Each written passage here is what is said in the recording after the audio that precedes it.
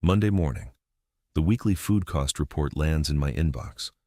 One number stands out immediately: 40%. Last week it was 35%.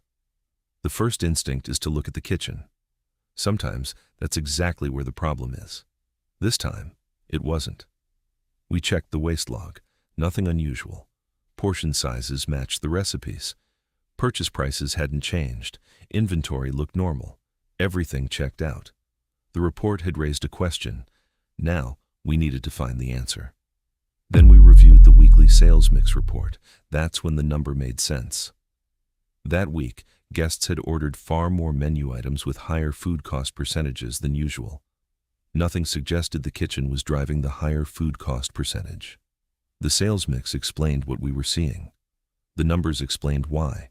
For example, lower food cost menu item for $34 with a food cost of about 35%. Another higher food cost menu item sold for $48 with a food cost closer to 40%. As more guests chose the higher food cost menu items that week, the restaurant's overall food cost percentage naturally moved higher.